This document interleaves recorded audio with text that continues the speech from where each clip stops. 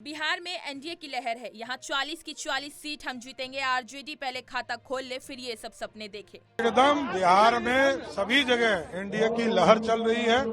नरेंद्र मोदी जी और नीतीश जी को लोग वोट देना चाहते हैं और आगे भी यहाँ 40 की 40 सीट हम जीतने का काम। बताया जा रहा है कि अगड़ा बनाम पिछड़ा कुछ नहीं, यहाँ कोई लड़ाई ही नहीं है। यहाँ के मुख्यमंत्री नीतीश कुमार हैं, यहाँ के उप मुख्यमंत्री सम्राट चौधरी है, उप मुख्यमंत्री विजय सिन्हा है। यहाँ सबका साथ, सबके विकास के साथ बिहार आगे बढ़ेगा। रोजगार देने की बात कर रहे हैं बिहार में। अरे पहले खाता तो खोल ले, पहले आरजेडी खाता खोल ले, तब ये सब सपना देखे। लोगों को पता लग जाएगा कि भ्रष्ट कांग्रेस और भ्रष्ट झाड़ू इकट्ठा हो गई है। मैं लोगों से अपील करूंगी कि क्षेत्रीय पार्टियों को मजबूत करे। सेंट्रल पार्टी सेंट्रल एजेंडा चलाती है, इन्हें एक एक क्षेत्र के बारे में नहीं पता। कानू बेनती करती हां ਦਿੱਲੀ ਵਾਲਿਆਂ ਨੂੰ, ਇਹਨਾਂ ਨੂੰ ਤੁਸੀਂ ਜਿਵੇਂ ਇਹਨਾਂ ਨੇ ਸਾਡੇ ਕਿਸਾਨਾਂ ਦੇ ਬਾਰਡਰ ਸੀਲ ਕੀਤੇ, ਅੱਜ ਇਹ ਦਿੱਲੀ ਦੀ ਕਠਪੁਤਲੀਆਂ ਨੂੰ ਦਿੱਲੀ ਤਾਈਂ ਸੀਮਿਤ ਰੱਖ ਦੋ। ਦਿੱਲੀ ਦੀ ਗੁਲਾਮੀ ਪੰਜਾਬ ਨੂੰ ਨਹੀਂ ਚਾਹੀਦੀ। ਪੰਜਾਬ ਦੀ ਜਿੱਤ ਹੋਏ 13 ਦੀ 13 सीटों में। आप तो इनके 5 साल पुराने निकाले, इन्होंने 5 साल पहले भी यही कहा था और फिर अब तो अपने पोस्टर लगा दिए थे बठिंडे से। जो मेरी हार पक्की तो फिर ये भागे क्यों यहाँ से, ये तो इसी का जवाब दे दे। तो राजा साहब की अगुवाई में तो उनकी पार्टी तो अब बीजेपी बन गई है। तो ये मुझे क्या कह रहे हैं, अपनी सीट की चिंता करें। सीटों को जो आम आदमी पार्टी लड़ रही है 13 सीटों पर, पंजाब की पार्टी 2 या 1 सीट पर, अरविंद केजरीवाल की जेल से बाहर आने के बाद फर्क पड़ेगा? हाँ, बहुत फर्क पड़ेगा। लोगों को पता लग जाएगा कि भ्रष्टाचार की मूर्ति आज सामने आके जब वोट मांगेगी तो लोगों को पता होएगा कि ये सारी भ्रष्ट कांग्रेस और भ्रष्ट झाड़ू जब इकट्ठी हो गई है, तो इन दोनों को निकाल के मैं लोगों को कहती हूँ अपनी क्षेत्रीय पार्टी को आप मजबूत करिए, क्योंकि आपकी क्षेत्रीय पार्टी ही आपके रक्षा कर सकती है। आपकी उम्मीदों में, आपकी जरूरतों के बारे में जितनी क्षेत्रीय पार्टी जानती है, दूसरी पार्टी सेंट्रल पार्टी तो एक सेंट्रल एजेंडा चलाती है। इनको एक एक क्षेत्र के बारे में नहीं पता। जैसे दिल्ली बैठे पावे राहुल गांधी होए, मोदी होए, केजरीवाल होए, उसका संगत मंडी का सुअर का क्या हाल है उसको पता है। लेकिन पंजाबियों से पूछो, हमारे लोगों से पूछो, एक एक चीज फिंगर टिप्स में हमको पता है कि पंजाब पे किस कोने में किस चीज की जरूरत। देखो, जो मुख्यमंत्री पार्लियामेंट में नशे करके आता था, आज क्या खाता है क्या पीता सारा पंजाब जानता है। इसीलिए तो नशे शिखरों तक पहुंचे हुए हैं और इतने भी इनको अकल नहीं है कि जूठा पानी मुंह में डाल के फिर वो गुरु साहब की दी हुई दस्तार के ऊपर अपना जूठा पानी उधर भी डाले। ये तो इस मुख्यमंत्री की अकल है, तभी तो पंजाब का ये हाल हुआ पड़ा। बखरी में एक जनसभा को संबोधित करते हुए असम के मुख्यमंत्री हिमंत बिस्वा शर्मा ने कहा, इस बार पीएम मोदी को 400 सीट मिली तो देश में लव जिहाद करने की हिम्मत किसी की नहीं रहेगी। पहले पाकिस्तान के लोग आकर भारत में बम फेंकते थे। 400 सीट हमें देना चाहिए और हम लोग इसको आंदोलन बना देना चाहिए कि अब की बार 400 पर बनाना चाहिए कि नहीं चाहिए, बनाना चाहिए कि नहीं चाहिए। इसीलिए भाई और बहनों, हमें बेगूसराय भी चाहिए और 400 सीट भी चाहिए। और इस बार मोदी जी को 400 सीट मिल जाए ना, देश में लाभ देहात करने का किसी का हिम्मत नहीं रहेगा, अपने आप ठंडा हो जाएगा, आगे कुछ करने का हिम्मत होगा ही नहीं।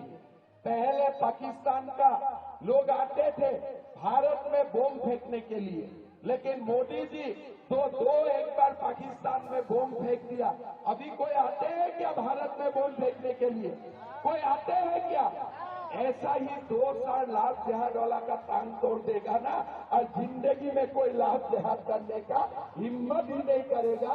इसीलिए हमें मोदी जी का सरकार चाहिए, बीजेपी का सरकार चाहिए, एनडीए का सरकार चाहिए। भाई और बहनों, हमें जनता दल को भी जिताना है, भारतीय जनता पार्टी को भी जिताना है, हमें सिराज जी को भी जिताना है, हमें पूरा एनडीए को बिहार से पूरा 100% सीट से हमें जिताना है।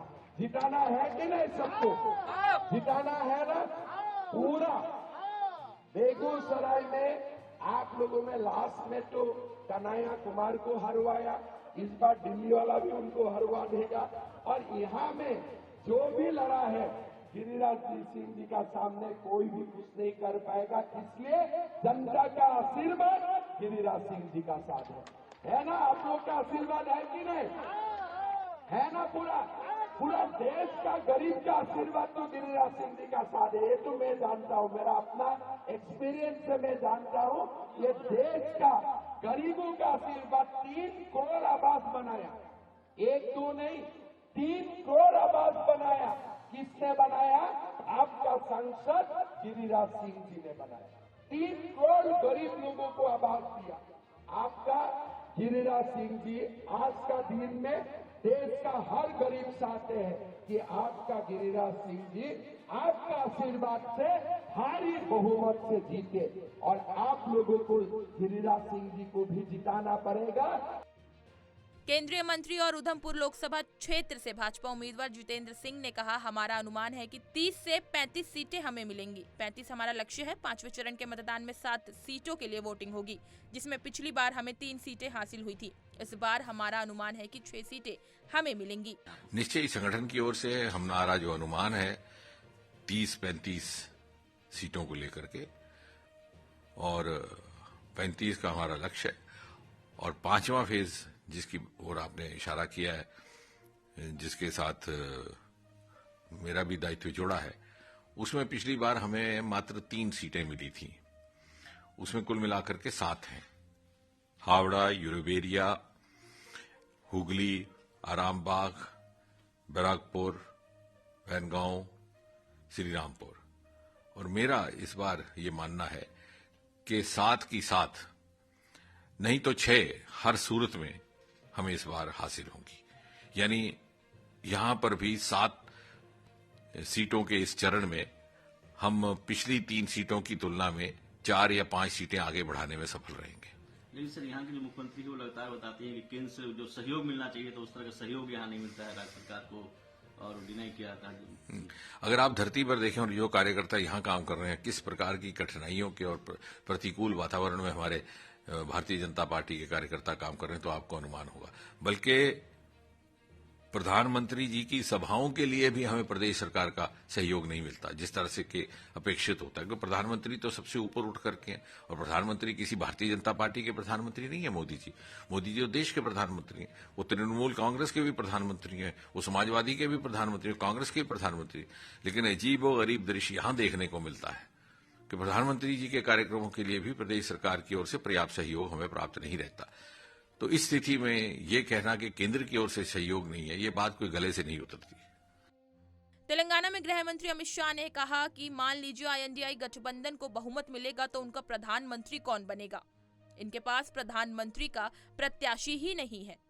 मैं अंत में इतना ही पूछना चाहता हूं, ऐसा होने वाला नहीं है, मगर 1 मिनट के लिए मान लीजिए, 1 मिनट के लिए कि इंडी अलायंस को बहुमत मिलेगा, तो उनका प्रधानमंत्री कौन बनेगा? नहीं पड़ता है। चलो ऐसे ने मैं एक एक नाम देकर पूछता हूं। पवार जी बन सकते हैं क्या? जोर से बोलना, बन सकते हैं? ममता बनर्जी बन सकती है? ये स्टालिन जी बन सकते हैं? उद्धव ठाकरे बन सकते हैं? अब हंसना मत, जरा भी हंसना मत। राहुल बाबा बन सकते हैं क्या? अरे फिर हंस पड़े यार आप लोग। भाई इनके पास प्रधानमंत्री का प्रत्याशी ही नहीं है। एक पत्रकार ने उनको पूछा कि आपका प्रधानमंत्री कौन बनेगा, तो इन्होंने कहा 1-1 साल बारी बारी बन लेंगे।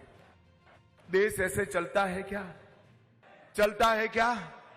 1-1 साल के प्रधानमंत्री वालों को मैं पूछना चाहता हूं,